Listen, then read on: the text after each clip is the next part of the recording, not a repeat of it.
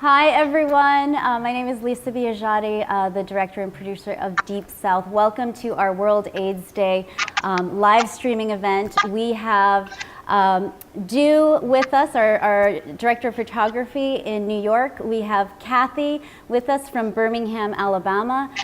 Monica Johnson and Cedric Sturdivant are in studio with us. We are live streaming from DTLA, downtown Los Angeles right now. If you want to ask us questions, we hope you will go to the crowd surfing column of our website, deepsouthfilm.com, and log in with Twitter or Facebook or email and ask us questions right there. We have Absolute Live Productions here with us. Thank you, guys. We're live streaming all day, so if your friends miss this live stream, they can join us at the 6 other ones we have going on today. Do we have any questions right now? Or I can go into, I know New Orleans is with us. Welcome, New Orleans. I know Washington, D.C. is with us. Welcome. Who else is here? Who's logged in? Okay. So I'm going to go straight to... So we have a question. Can you go ahead and pull up G070 on? Yeah. Can you go ahead and pull up that question? Okay. What was the process like for the development of your characters in the film? What was the process like? It was a long process. This is 5 years to this point right now. So I was back in 2009, 2010, started driving around the South and drove thousands of miles, interviewed hundreds of people. The subjects of the film, we actually met really early on. And we developed a relationship with them. So our shoot time was actually only 3 weeks with each of them, but because we knew each other so well. And I do have Monica and Cedric in studio with me, and I might want to go to them. Hi, guys. Monica right here. Just to kind of let's talk about that, about what that kind of process was like. Monica and I met early on, and I went to Monica's retreat from the beginning, for the first year, and then we decided to film it the second year, and then I'll go to Dew with that, with the follow-up to that. So, Lisa came to Louisiana right before our retreat, and she interviewed us for about me and Tammy for about a few hours, and we decided at the last minute to invite her to the retreat because we really didn't think she would drive back. And she came back to the retreat and surprised us all, basically. And Cedric, what about you with? Well, Lisa and I met because she heard about a support group that I was doing with HIV positive men, and we was introduced, and she came and visited the support group, and we started talking, and she was interested in going to the Delta. And the Delta is where I'm from, Greenville, Metcalf area. And she asked me, did I know anybody there? And there I introduced her to Josh. And through that, we just developed a friendship, a family, and, the process was really great. Lisa was very nice to us as she visited. And we just helped her in developing this great documentary. I just want to go to Dew next on Google Hangout. Dew, the process, the development. You've been with me from the beginning. You're the one who told me. Dew is actually the one who told me, go on the road, just go. It'll be a road trip. It'll be like a vacation. 5 years later, Dew. So, what was that process like for you, Dew? So it was actually incredible, as I don't think many people know this, is Lisa actually met and interviewed about 400 people. So when you talk about character development, you're really talking about, a needle in a haystack and finding the perfect folks, Cedric, Monica, Tammy, Kathy, Josh, just everyone in the film were really representative and amazing folks who work and live in this area and deal with issues of HIV. So it was amazing to find the right people, and this isn't a work of fiction, so there was no developing Kathy hires or Cedric. it was really, being blessed enough to find the right people to tell this story. And I think that, like Du is saying, that the subjects of the film are really representative of different parts of the epidemic and the issue. So Josh and Cedric represent, a very, family, an alternative family structure. Monica and Tammy represent kind of the agency stories. A lot of agencies across the country are closing and doing more with less. And then Kathy really takes us out of the South and into, the AIDS bureaucracy. So, and I'll go to Kathy next, our little, road warrior who's in Birmingham right now. Kathy, what was that process like for you? It was actually a lot of fun. It's an experience that She's I on had Google never Hangouts. had before. And I'll tell one funny story. One hotel we went to in DC, I believe, and Lisa and Du or Andy, one were following me. They almost arrested Lisa. I don't remember this. Remember that? They told you to put that camera up, or that it was illegal to film in their hotel, and we had to go up to my room and film. But then there was another hotel you guys were filming me in, and they thought I was somebody famous, so I got up to the room and I had amenities, like a basket of wine and such as that. So it was really a fun experience. And I'm so grateful to this film and Lisa and Du and Joe getting to know the Deep South family as I have, because I think it really has brought the story of what's happening with HIV in the South to the forefront.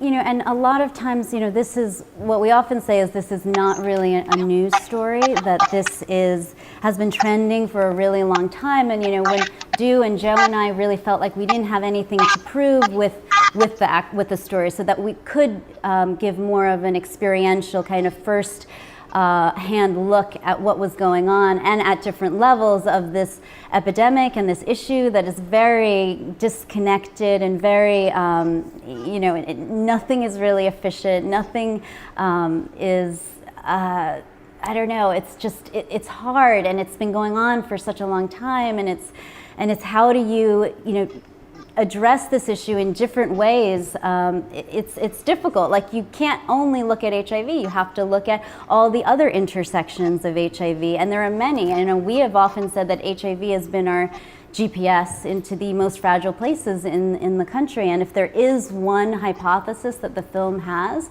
is that this is a region in crisis, and if it's not HIV, it will be something else. And maybe Kathy or Monica, we can talk a little bit about housing, because that's such an important theme, whether in the film, whether that's safe spaces or whether that is actual having a home to go home to and stability.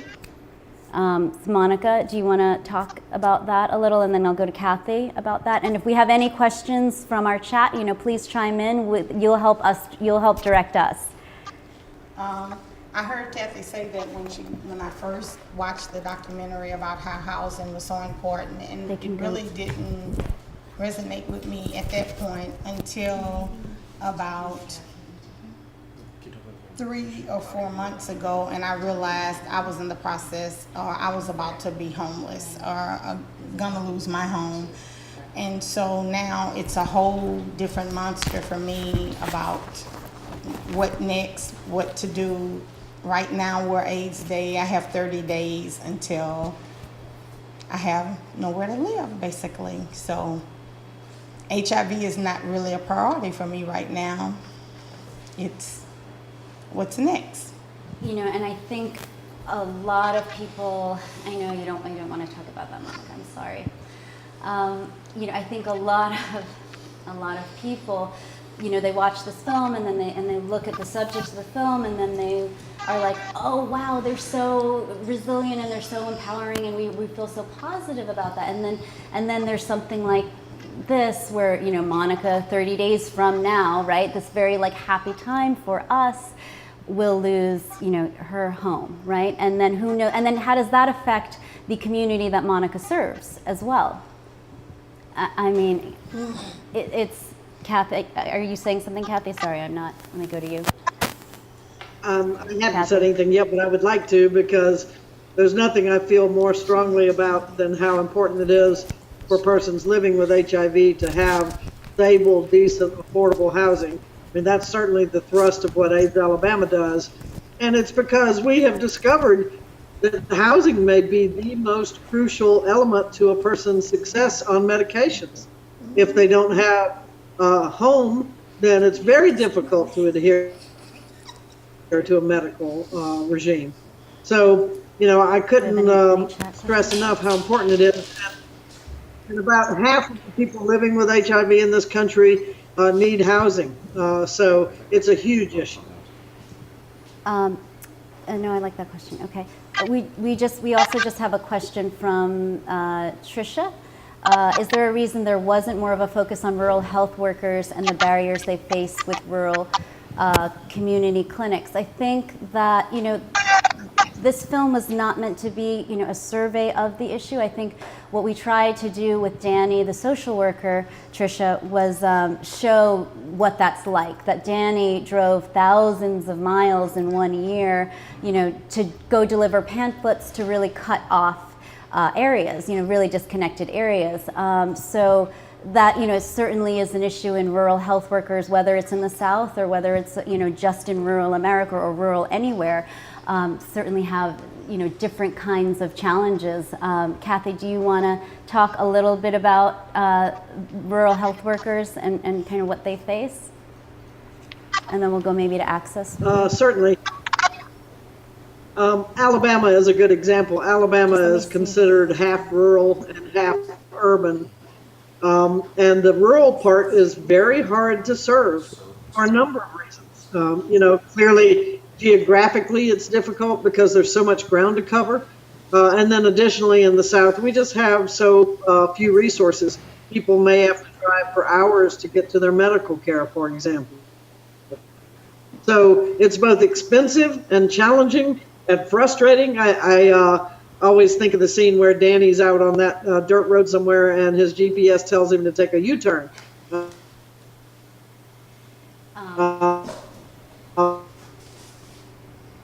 And for example, the new funding from the Centers for Disease Control don't include rural areas at all. Mm-hmm. And if you look at the South, that's about half of the South. So we can't ignore the rural areas because there is a real burgeoning epidemic there. Okay, and we want to go to a question on Twitter right now, over the chat. What can we do to get involved? How can we help? Well, right now we're live streaming to you right now from downtown Los Angeles because we don't have a sponsor. We don't have you know, any kind of organizational support to do this, and this is being funded by a Kickstarter campaign. So if you would like to help us, you know, get the word out, you can donate there. You can also spread the word. I think this is not something that's new, but it's something that is not known. And if you would just tell someone about this, I think that's kind of the starting point. You know, we go to a lot of places and people say, I don't live in Alabama, I don't live in, you know, Mississippi, how do I affect change on that kind of state level when all the money seems and all the attention kind of flows from federal to state down to local, you know. But I think what you can do is, you know, when you look back to civil rights and you look back to how activism was done at that time, it was really when people outside, when Southerners, you know, said, you know, we need help, and people from the outside then supported them in that effort. So I think aligning with that and at least admitting, you know, saying that this is a problem, this is an issue, and this needs to be addressed is the starting point. And if you can, you know, spread the word about this little film. We are, you know, certainly self-distributing and live streaming from producer Joe Lindquist's loft right now. So that would help. I'm going to go to another question. Was Josh ever able to return to college? We really hope he was able to get financial aid. You know, Josh was actually supposed to be here right now. He did finish school. He went to Jackson State, graduated. He's now in a master's degree in Washington University in St. Louis, pursuing a master's in social work. And the reason he's not here is because he's going to school full-time and he's also working full-time, and he's not Skyping in right now because his computer is broken. So I mean, yes, there's so much progress, but there's also, and I'll go to Cedric maybe on this as well, and you can give us a little update. Josh was just here in LA filming some special features for the DVD, which is coming out next month. But Cedric, Josh, updates? Yes, I spoke with Josh on yesterday, and as Lisa stated, he finished in May of this year at Jackson State University, and now he's attending Washington University in St. Louis. He's doing well. He wished that he could be here, but like Lisa said, he had to work and school, and balancing work and school. He don't get a lot of time off, and then he having problems with his computer. But Josh is doing very well. We're very proud of him. And especially continuing his education, Josh doing very well for himself, and he were able to get financial aid and stay in school. Okay, I'm gonna go to another question. Sorry, David, I couldn't see that fast. Okay, what can women in Washington, D.C. do to support women farther south? I'll go to Kathy, and then I'll go to Monica with that. What can women in Washington, D.C. do to support women farther south?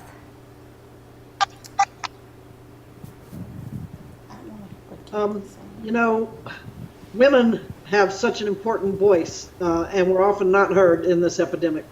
And I think that was evidenced by how little the National HIV/AIDS strategy had to say about women, for example. And I know that there's a wonderful organization, Yeah, you can. the Women's Collective, and then there's the group out of Oakland that helps to empower women. They have a big conference in the South every September, and we actually sent about 20 women from Alabama to that conference in Fort Walton in September. So wonderful, empowering experience for them to find their voices. So what I would recommend for women in DC who want to help us in the South, help to get women in rural areas and in southern areas that don't have a lot of funding to those kinds of conferences, so that these women can find their voices, because it's so important to hear from them. Let's go to Monica next about, what can women in DC do to support women? I mean, your organization is run by you and Tammy King, so you're two women kind of on a mission doing more with less and less and less. So can you answer that question about how women in DC can support women in Columbia, Louisiana? Well, for us in Columbia right now, funding is the main issue, because without funding, we would possibly, the last 2 years, our retreat was actually funded by anonymous to the retreat attendees, but personal friends now of mine who just wanted to remain anonymous. Thank you both. They know who they are. But they've been supporting the retreat that last 2 years. So unless we get funding, it will stop. We'll be like a lot of other people in the South, closed. And I think the reason we showed the retreat, and Kathy has always said that the retreat is like a microcosm of the epidemic, in this one place. I mean, it crosses like socioeconomic, barriers. It crosses all different walks of life.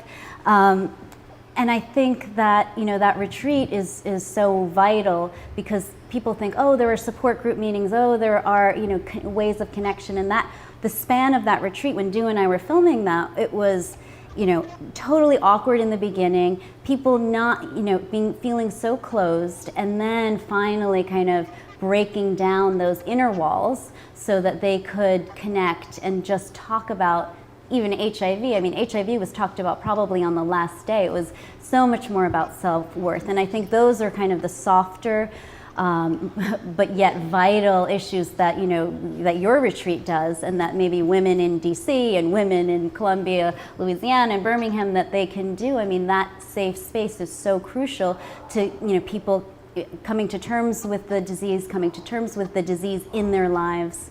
And I think that that's a really important thing that your retreat does. And yet it's been on like life support for the last 2 years on basically a charity case because of people who have seen this film have said, you know, we need to fund that for 1 more year. And yet Monica is 30 days away from not having a home of her own. Like, who knows what happens to that retreat? Who knows what happens to you, Monica? Well, I know for the retreat this year, one of the things we talked about was one of the things that the people who attended requested was a second retreat, because this retreat is like a family reunion now. We have a lot of repeaters who come who just look forward to seeing the people who came last year, and so they want to, they said maybe we need to have a new retreat to invite newbies in because they're not going to stop coming. So we have often said that wouldn't it be great if we had that kind of retreat in every southern state, you know, across the country. We could do one a month for those rural areas that don't have any kind of connection like this. Exactly. That would be the ideal thing. Okay, can we go to a question, or are we going to Twitter, or are we going to... It's from the chat. Oh, this is from the chat. Katie Morales. Did they ever overturn the law in Mississippi about discussing condoms? That law, wouldn't say it was overturned. They went to abstinence plus. So that means that they have to push abstinence, but that they can also say the words condom and contraceptives, and they can provide that kind of information. So, but you know, it really depends on, so that's at a state level. It really depends on that local district, on that, you know, that teacher in the classroom, the principal in that school. And there are no checkpoints. There is no one coming from the state to make sure that that happens. Kathy, I'd like to go to you to talk about what that is like in Alabama in terms of abstinence plus, because yeah, I think sex education is truly important. Kathy? I have to say that that 2 minutes of the film is just about my favorite part of the whole film, and it makes me laugh and cry at the same time because that scenario is repeated so frequently in the South. You know, a lot of it in Alabama, for example, depends on the school and the principal and the nurse or the health education teacher, what they will allow. I've seen it. We are really doing our children a disservice. You know, now in Alabama, 1 out of every 3 new infections is among a young person. And we absolutely have to provide them with the information and the skill sets they need to make good decisions. So, you know, I will admit that this is one of the most frustrating parts of this work, trying to teach kids to be able to take responsibility without being able to say the words you need to say. So we're working in Alabama to change the law here. Right now, the law that we have says that if you teach sex education, you also have to teach that homosexuality is not accepted by society and it's illegal, which is not. So we have a law that requires you teach something that is false. So we're working on changing these ridiculous laws, and we certainly need help with that. And you know, I want to talk a little bit, I want to go to you in a second and talk a little bit about the process of that, because you know, for us, that scene really, you know, is like how policy plays out on a classroom level, and this dance between the teacher and the students, and they all know that, and they all can't talk about it. So, do you want to just kind of give a little story about how we came upon that scene?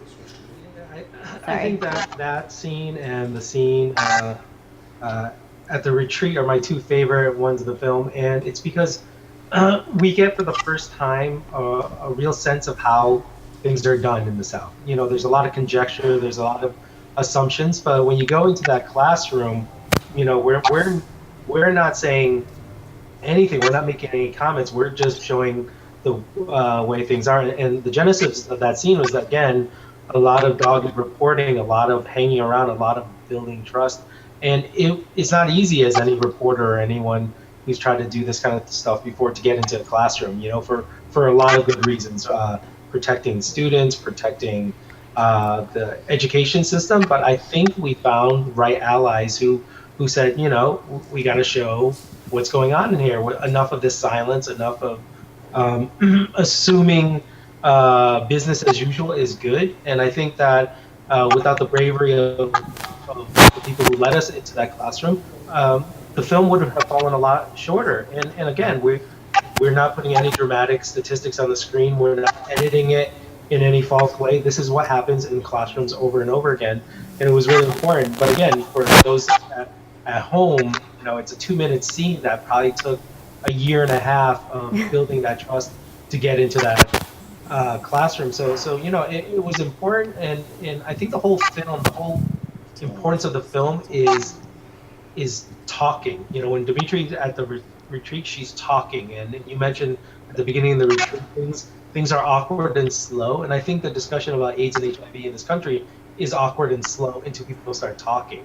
And so every time you hear people talking in real meaningful ways and not just politically or pontificating, when you get into the rooms where real people are, I think that's when we get to have a better understanding of what's really going on in this country. Okay. Do we want to go to Twitter for a? Where do we? I'm sorry. No. I think we'll move on. Where do we send our financial support? Is there a place to donate? Well, certainly you can, donate to our Kickstarter campaign. We have been successful, but and it's just funding kind of the last leg of this. I think if you certainly like to donate to Heroes and see more retreats like that with Monica, there's a link on the website for that as well for Heroes on deepsouthfilm.com. And I'm just another question from our chat. Has Josh's mother ever gotten back in contact with him after the film started screening? They were never actually out of contact. One of the things that we tried to do in the film was to, Josh's alternative gay family, it doesn't replace his real family, and that his real family is really important. And I'll let Cedric kind of answer that question. Yes, Josh, they never, were apart. It was, Josh was kind of just a little afraid of telling his mother what he was doing. But yes, his mother, she's actually seen the film a few times. And when Josh came to Jackson to the gay family, we have a lot of young guys and girls that actually family rejects them. So that's basically how the gay family come about, where they get into a family of people that actually accepts them for who they are, love them, and try to teach them how to, live their life still as productive citizens and not just do wild things. In the state of Mississippi, with all the Bible Belt talk or issues, it's very hard to be openly gay in that state. So especially the area that Josh is from, the Mississippi Delta. So Josh coming to Jackson, and a lot of other guys, a lot of other Joshes that come to Jackson just to be themselves and to be able to relax and enjoy their lives. But Josh's mother has seen the film more than once. So, yeah. Can you talk a little bit about what's going on in Metcalfe, Mississippi right now, which is adjacent to Josh's hometown? Right. Metcalfe actually is my hometown, which is right next to Josh's hometown. And Metcalfe, Mississippi is a population of like 1,072. It's actually screening Deep South today. Yay, Metcalfe. And I'm very excited about it because it's my hometown. And they're showing it, talking about a little bit about my life as well. I'm a person living with AIDS. 8 years ago, I almost lost my life from complications to AIDS. So this is a most exciting time for me. And they flew you here. And they flew you here. And they flew me here, right, of them, right. Of Metcalfe. Metcalfe flew me here to be with Lisa and Monica. And I'm so excited. A small town like that. We often talk about the rural towns in Mississippi, but you got a small rural town like that deciding that they want to do something, they want to make a difference with the HIV and AIDS. And I hope this is an example for the other rural towns in the state of Mississippi. Okay. Do we have any other questions? We're coming up on noon here. Anyone else in the chat room? Anyone on Google Hangout that wants to say anything? Kathy, Monica, anyone? Do we have anything coming in on Twitter? Oh, okay. Are we just going to put something up?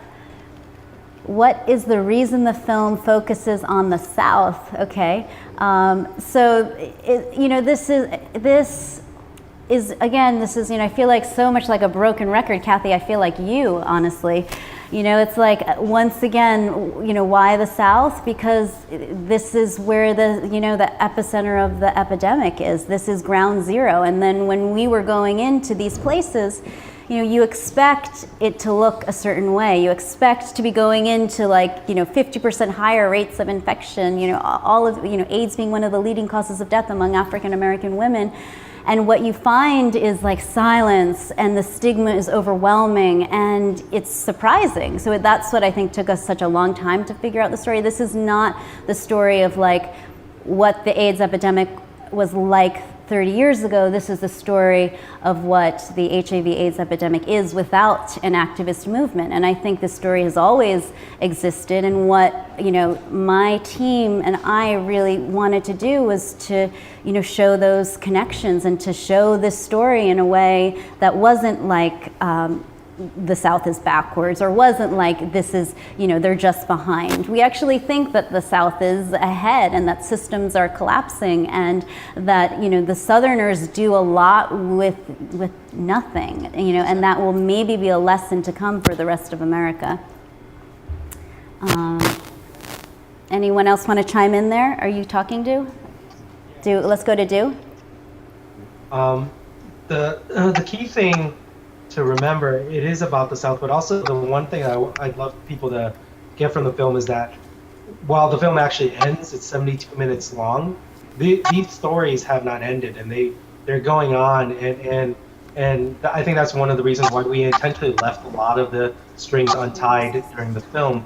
And Kathy can talk about it more. I think what she's doing now and continues to do, I remember sitting in that car with Kathy all day in Alabama, for the whole day, and that was a couple of years ago, Kathy, if not longer, and your life has gone on since then. So I think people need to remember the film ends, but the struggle keeps going. We can continue to contribute to that. And if I could add something, Lisa, as I do the advocacy work nationally, and I try to get my colleagues to understand just how dire the situation is down here and how scarce the resources are, folks often say, well, you guys don't have the political will to do anything about it.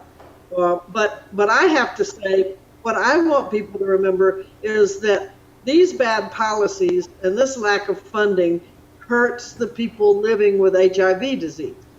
I don't care about my politicians. I don't care about my governor.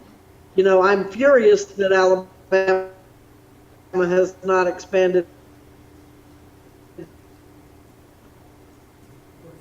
medication. We need help during the civil rights movement. We need help to end AIDS in the South. And I want people to remember that when you punish the South, Let's go back to Lisa. I think you're because of our backward politicians, and I'm punishing are the low-income people living with HIV disease. So that's what I want people to remember. Thanks, Kathy. I think we're just going to go to a question from the chat. January, what can we do to help Monica with her current housing situation? I think, Monica, do you want to answer that? She doesn't have an answer for that. I think if, certainly Monica's organization is almost non-existent at the moment. So I think if you believe in the work that she does and you want her to be able to continue to do that work, I would say you can donate to heroesla.org. Go to heroesla.org and donate there. I think that would at least give Monica some income and some, initiative to do more of the programming that she has done for the last 2 decades. Do we have any other questions? Twitter, chat. Um,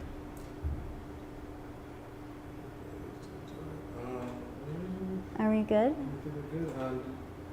I think that was only about a 30-minute Q&A. Do we have anybody else still? Do we have any other comments from our Skype team over, Google Hangout team over here? I don't. And can you just check the chat one more time, just to see if there's anything coming there, or else we'll close.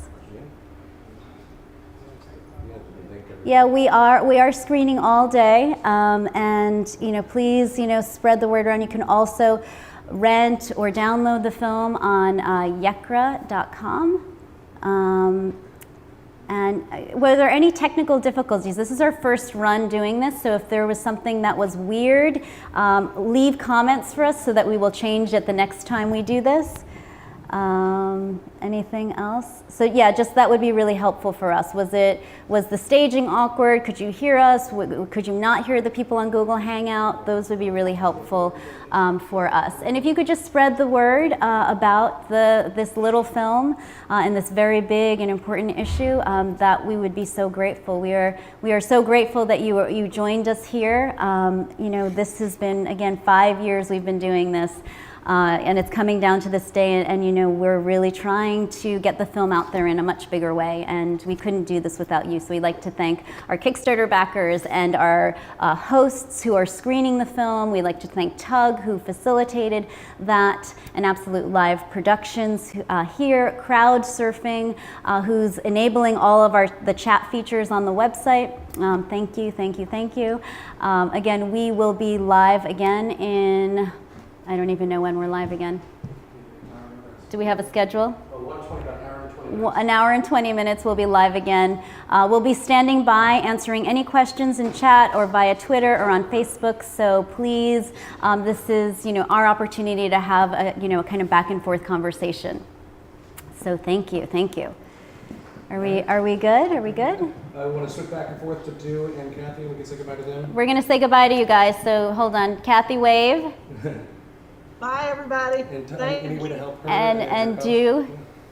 Hey, Do. Bye, everyone. We'll see you In a later. little bit. And Monica and Cedric, we'll go to them. I'll go to Monica. See you in a minute.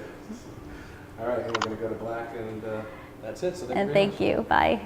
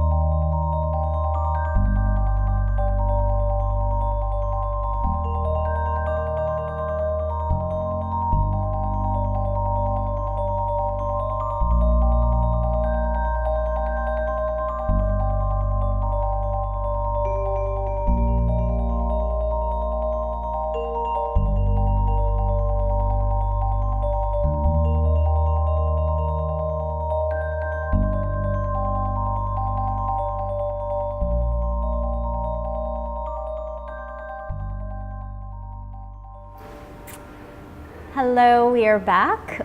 We hope JSI is with us. We will be monitoring our chat. Welcome, thank you for screening Deep South. I have Monica and Cedric in studio. We're trying to get Kathy back on Google Hangout from Birmingham. Okay, Annika, do you have any kind of opening questions?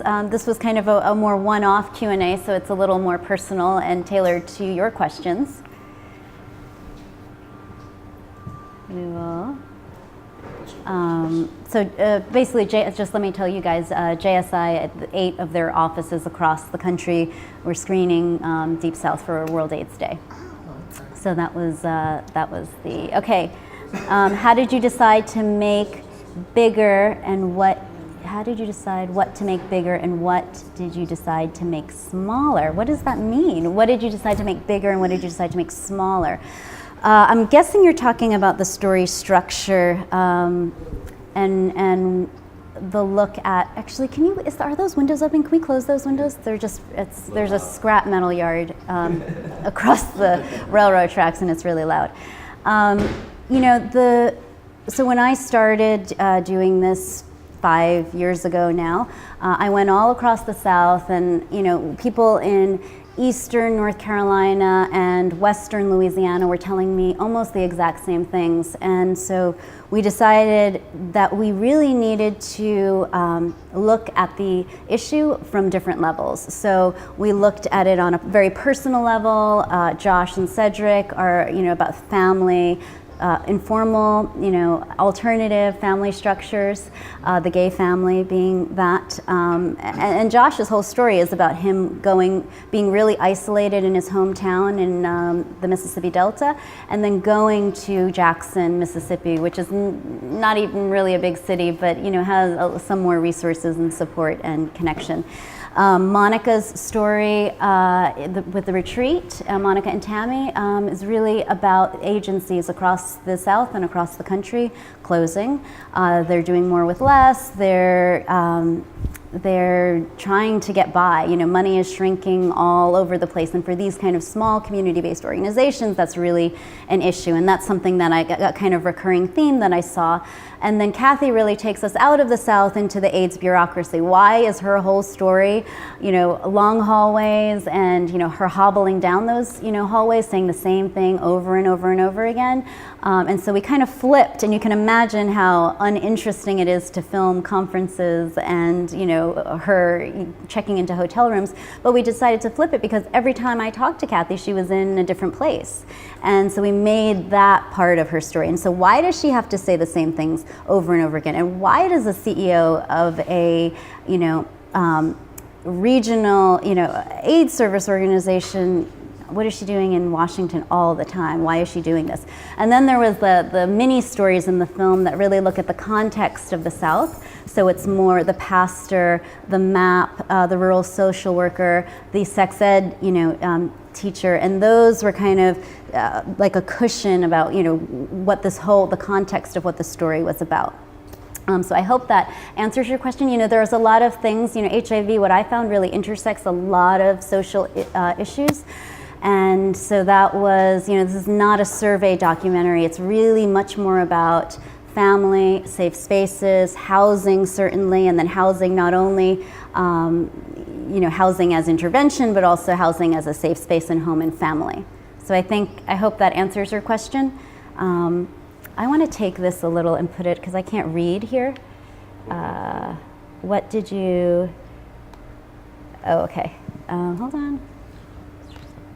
Does that answer your question, or do either of you want to talk to that point a little bit, like on an agency level, Monica, like how it's been, you think like you're into this like regression, progression, like things are not getting better in a sense, even despite the attention to it. And I'm just going to read some questions, so you can talk to them.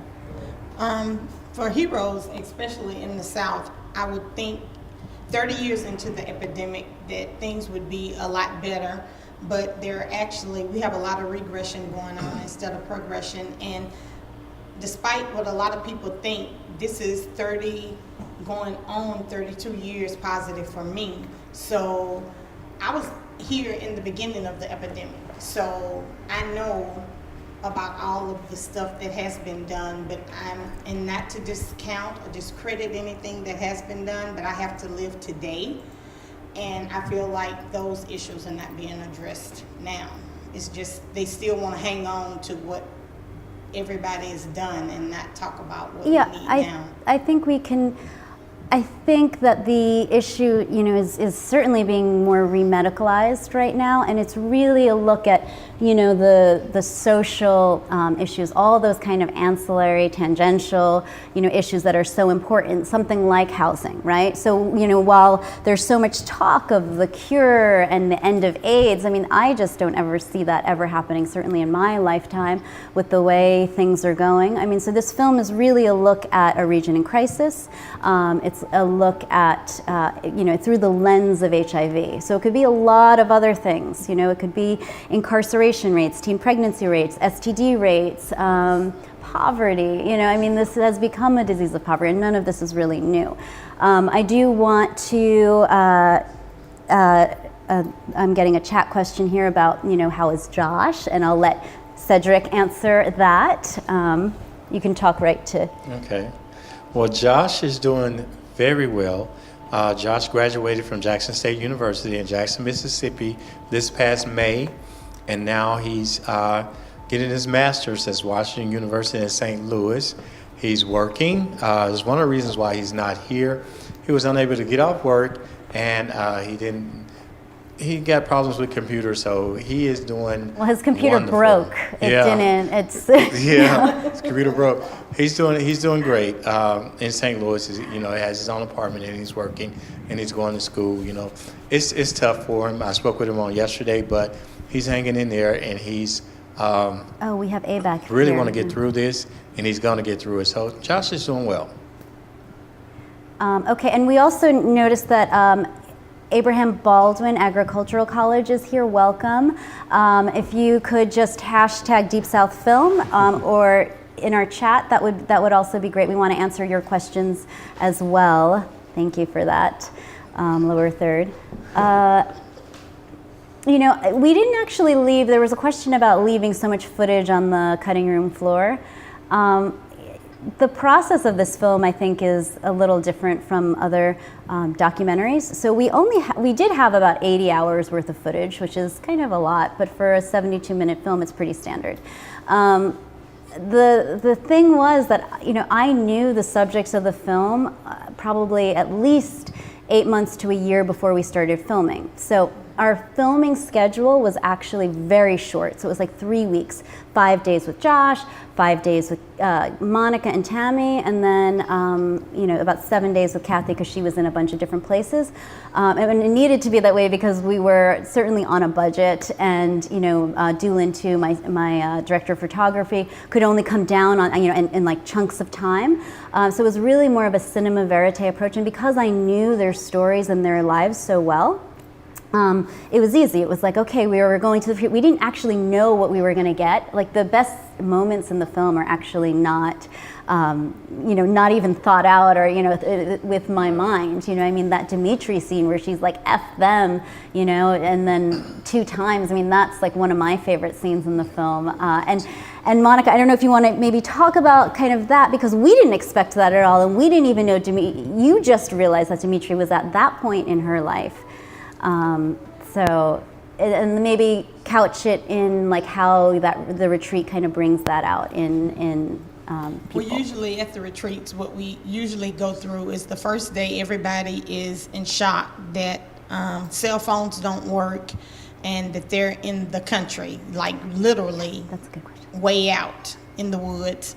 And then by day 2, everybody relaxes and gets into it and realize the phone's not going to work until they get back out of the country, so they might as well get with the program. So people tend to relax day 2 and get around with everything. And Dimitri and I have known each other for a long time. We were friends. We've been friends for a very long time. So Dimitri, I didn't know she was going to say all that by all means, but it was okay because we always make it a point to let everybody know it's a safe a safe space so they can say what they need to say. And I'm just getting a question right here about what about Amber, the woman with the art? I don't do art, I don't draw. Can you give us an update on Amber? Amber is actually doing well. Amber is back in school. She started school this past spring and is doing very well. And I'm not going to say she's doing art now, but Amber was just going through some things when we came to the retreat. That's how she was going through some things, and she tried to take everybody with her, but she's okay.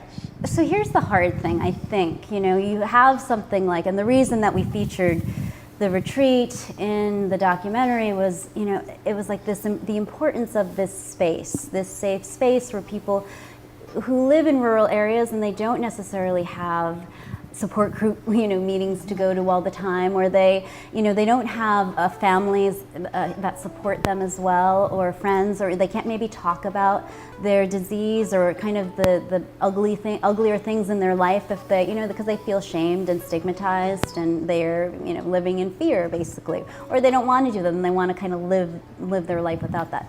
But something that I saw was something so vital is something like your retreat, where you really could disconnect and reconnect in a different way, and these people can also feel that their lives are worth something. So I went to Monica's retreat our first year. I went a year before, and I was so surprised that it had nothing to do with HIV. So, and I'm looking around and I'm like, wow, this is really like, what are your goals for the year? What was successful about your life in the last year? And those were just things that honestly were on a self-worth, self-validation, self-esteem level that seemed so critical. But I think the hard part is like funding for something like that. How do you show that, yes, Amber is doing great now, or how do you show that the people, when they come there and they feel the sense of community and safe space, that they go on and then they do other things because they feel like their lives are worth something? And so that to me is worth something. I don't know in funding circles if that's worth something. I assume not, since your retreat has been funded basically by charity money these last 2 years. Exactly. So that's that. And Kathy's just calling me, so can we, you want to continue that? Kathy, do you want to hop our on retreat mine? actually has been on, Lisa said it so nicely the first time, on life support. We had anonymous donors for the past 2 years because our funding has been cut. And so if we don't, what looks like it's going to happen is we will be stopping the retreats. Okay, that was, let's go to a Twitter question. Sorry, Lisa and Monica, the retreat was so moving. Was it hard to get so many folks to be on camera? That I have to, is Monica. We went to the retreat not knowing who was going to be so open. I mean, you're in such a very private place. So how did you do that, Monica? How did you? Most of the people who come to the retreat are repeaters, so they've been before, and for the most part, most of them know me, and they actually trust me. And so we had a couple of faces that were blotted out, but Lisa also came the year prior to, so a lot of the people had saw Lisa there the year before, so they knew Lisa as well as knowing me by then. So when Lisa came back, because when Lisa actually came to the retreat the first time, it was actually a setup.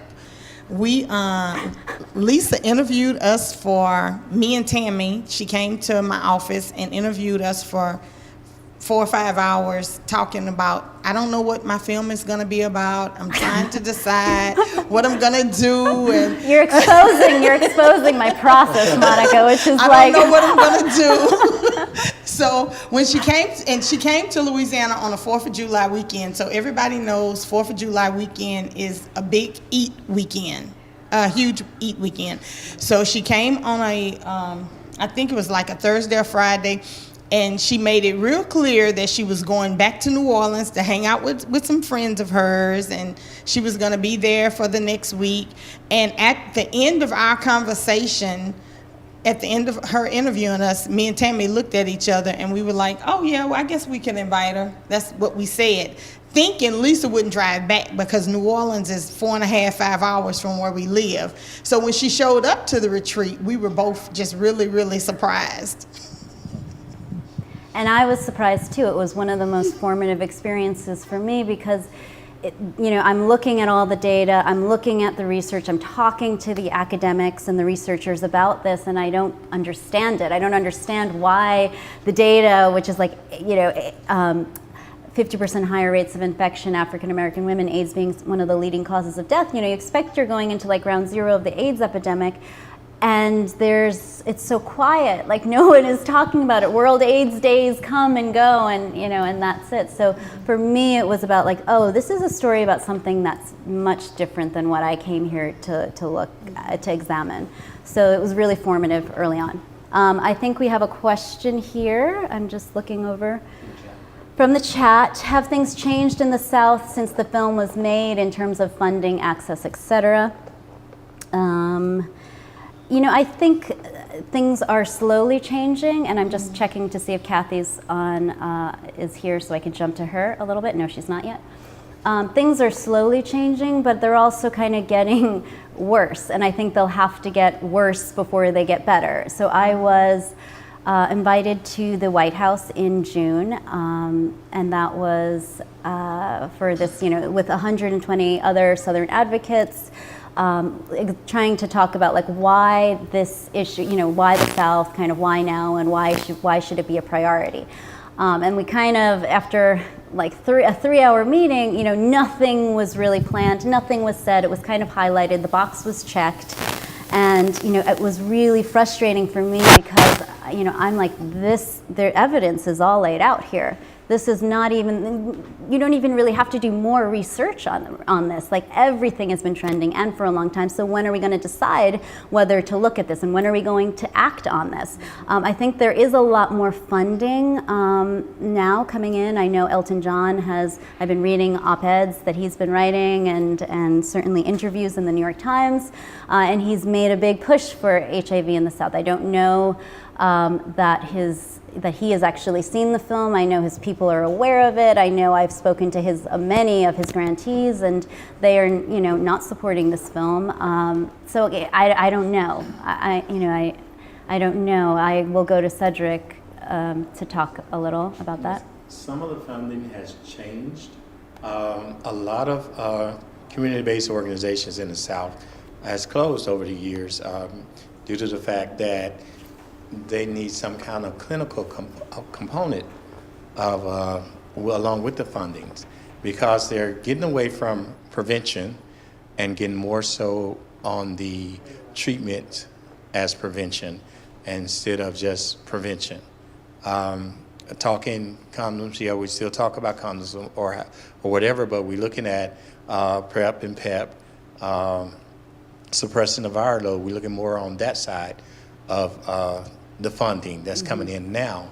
So most community-based organizations basically have to have some type of clinical component with that. So when they do test, that they're also able to treat as well. And prevention dollars too, why, that sex ed class is very real for a lot of, sometimes it's worse and sometimes it's better. I mean, I'm sure they don't all look like that. And when we filmed that class, we didn't know what we were actually going in to film. All we knew was that they couldn't say things like condom and contraceptives. And so, when you think about the environmental risks being teen pregnancy and STDs and HIV, and all of this stuff, and you're not, telling these kids what is going on, what they're going to meet outside, outside the school doors, to me, that was kind of crazy, and that needs to be such a focus also of the work and prevention. Where are those dollars? I don't know. Yes, and I a couple of years ago I went to a middle school to speak with some young men, and I took some materials with me, and the case worker there actually had to look at the material, and the one piece of material that I had with the different STDs on it, explaining what they were, is one that I couldn't show or couldn't pass out. but the other material I could, and basically one of them had, from boy to men, and basically showing how I grew up, and show the penis or what have you. But that piece of material I could not show. And with Mississippi now, it's like we have to talk about abstinence plugs. We can mention condom, but yet there's no demonstration, or we can't take condoms, into the schools. Because it's very important for a person to know how to put on the condom, because you can actually infect yourself if you don't know the proper way to put on the condom. And Kathy just joined us via Google Hangout, so I want to just jump to her. And Kathy, have you been kind of listening to that? I have been. Sorry. Yep. I'm just going to go stand by. Okay. There we go. Okay. Yes, thank you. Hi, guys. I have been listening. And change is very slow in the South, but I'm especially frustrated right now because I feel like, as Lisa said a minute ago, things are going to get worse before they get better, because most of the states that need Medicaid expansion the most, that need to help uninsured people get insured, those are the very states that are not expanding Medicaid.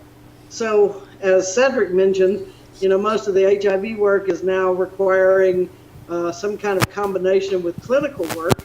And I'm really worried about AIDS service organizations and the whole HIV movement.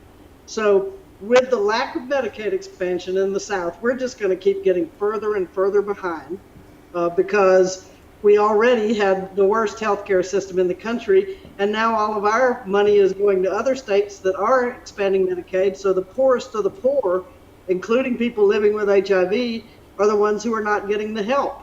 And as more and more HIV funding is dependent on clinical care, we have the least clinical providers for HIV of anywhere in the country.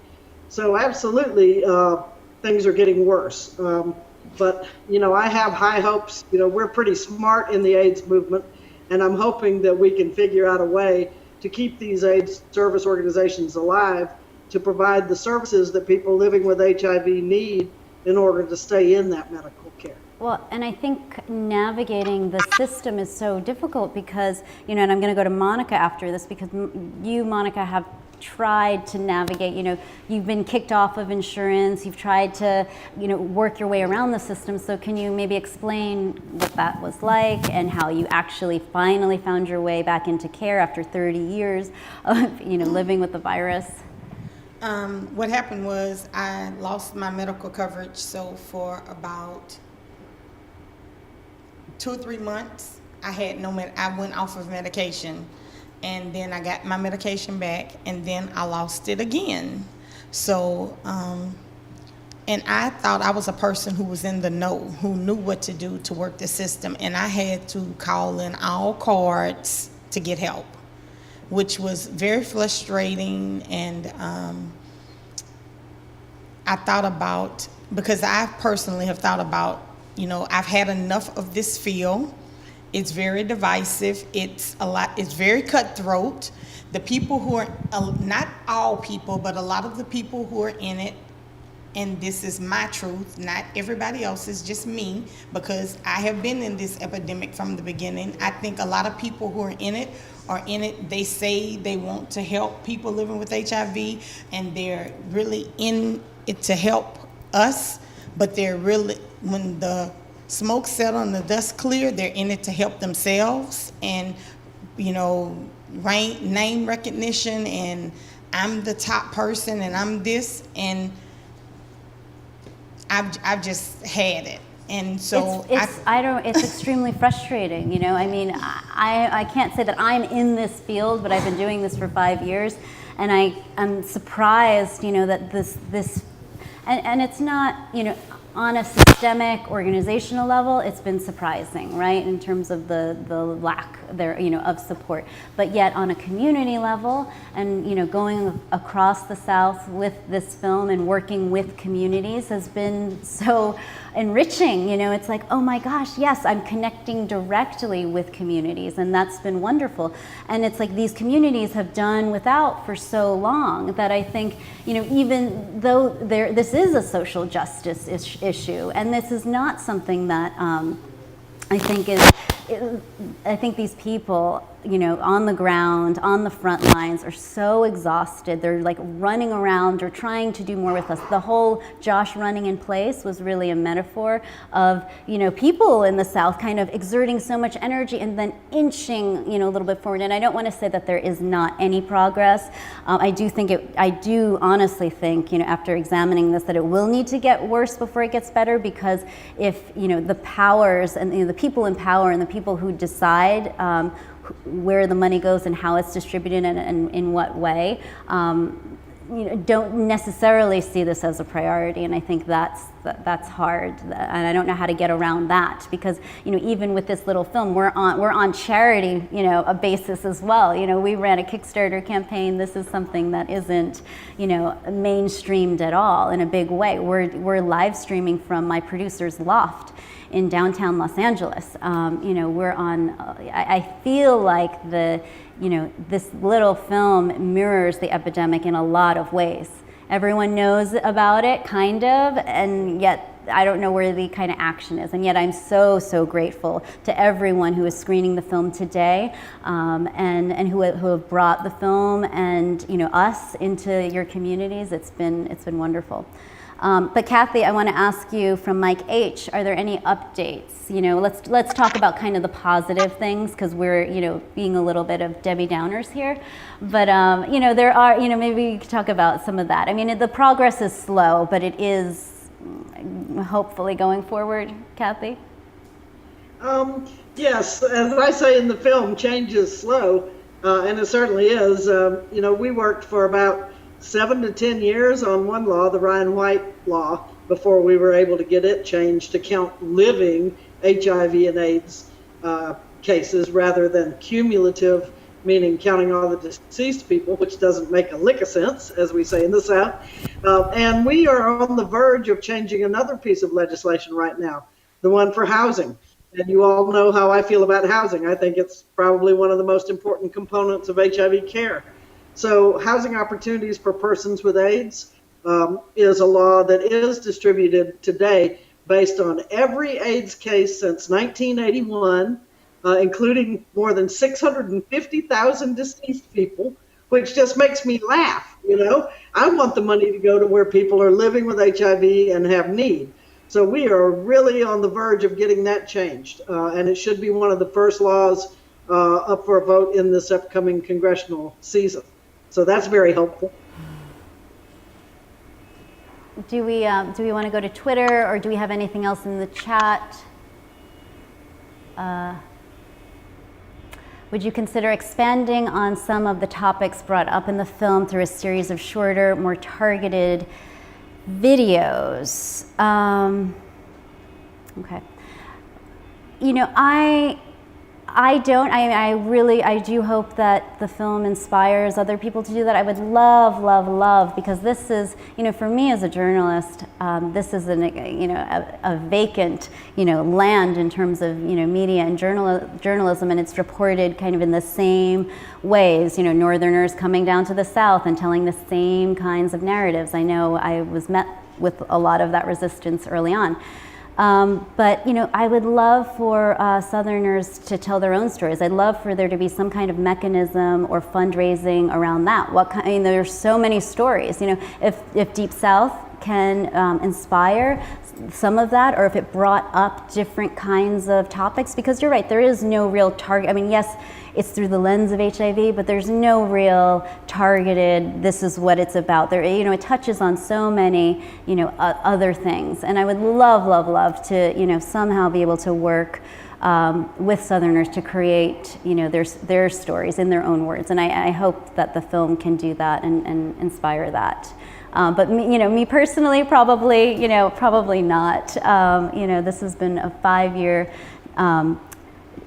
journey for me, and it's hard to let this go at this time, because I feel like there's still so much more to do, and I hope it's been a contribution, and I hope that the subjects of the film can take this film around, and even more than the subjects, I hope you, the viewers, can share the film, because I think it's a different kind of a story, and I know that that's hard in the beginning, right? But I hope it can be a way of storytelling going forward. Okay, any other, do you want to run the sex ed video? We can do that. We did update the sex ed video. I don't know if I anyone, think that sex ed video is kind of an answer to that question. It's that you took that and isolated it down to a smaller little viral video. Okay. That's why I thought that it would be good to show that. So. do you want to say that? Do you want to say that, Yeah. David, on the camera? No, not really. Okay. I can say it to you. The question, So- I feel that the sex ed video was an attempt to repurpose the footage from the film for other Okay, educational purposes. that's a good point. You know, what we did was we updated the sex ed video, which was in the film, so we have all these kind of mini stories in the film, and so maybe this is an example of shorter form content, and so we'll just run this. It's just about a minute, and we can cut out before the, you know, Deep South. Yeah, so go ahead and roll it. Okay, so why don't we go ahead and roll it?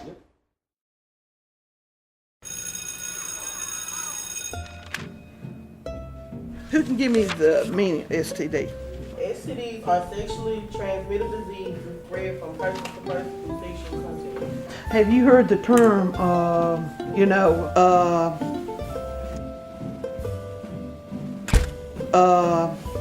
if you went out with a girl and you thought she was a very good girl, might be your wife one day, would you attempt to, whatever? What is the best way to avoid getting an STD? Henry? Absolutely. Why? Because if you don't do it, how can you get it? Okay, mix some up. Okay, mix a little bit up. Well, just do a good 5-second rule. Now, you got a cup of tea. Now, you can keep your cup or you can share some with a friend. Now, you have an STD. Oh! Okay. We're good.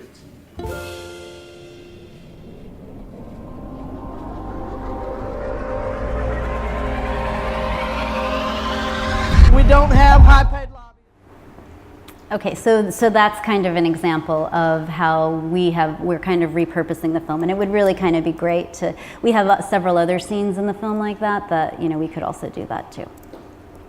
Any other? I don't know where Kathy went. Any other questions on that chat, David? Let's see. Yeah, the chat question. I got one more message to see what it is. Or on Twitter? No questions come in there. Annika at JSI, do you have any other questions for us?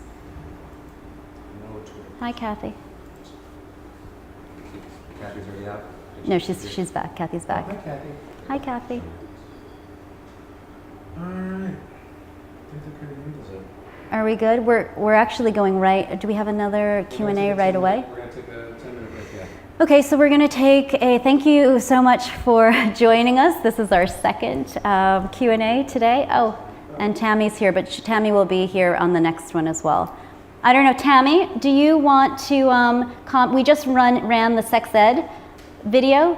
Do you want, I know that's your thing. Do you want to talk about that? Can we go to Tammy? Yeah, hi, Tammy. Hi, Tammy. About You're what? live.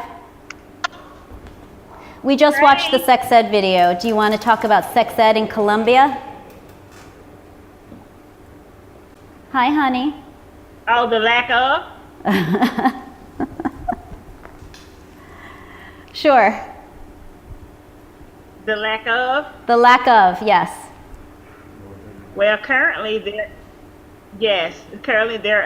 is absolutely no sex education available in our parish. None. Zero. And that is the end of the story. Sorry, I don't have any more eloquent words. That's it. But they're having a lot of it because I have. Well, I mean, what Heroes has done, Tammy, is we see some sex ed in some of the scenes in the film. If you want to talk about that, and I know you no longer do that anymore because of funding, and you don't have that after school group.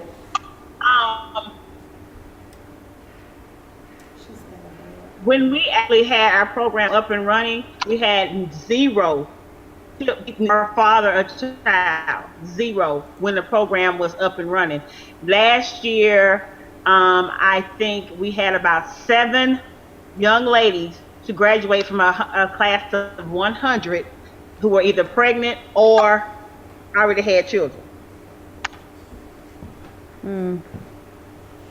Yes, and we went from zero getting pregnant or fathering children when the program was up and running. So, I mean, I think this is an area where we can expand some kind of resources and in terms of prevention as well. I just want to check if there, we want to take a 5-minute break because we're jumping right into another Q&A session. So we're going to take a 5-minute break and come right back. We want to thank anyone who has to go. Thank you for your questions. We're live all day at deepsouthfilm.com. You can ask us questions on Twitter, Facebook. We want to thank Crowdsurfing for our chat feature on the website. We want to thank Absolute Live Productions for this production right here. And thank you so much. Thank you for screening the film. We hope you share the link. We hope you tell people about it. We will be here for the remainder of the day. So thank you so much. And maybe we'll go to Monica and everyone and say goodbye, goodbye, goodbye, and then we'll come back in 5 minutes.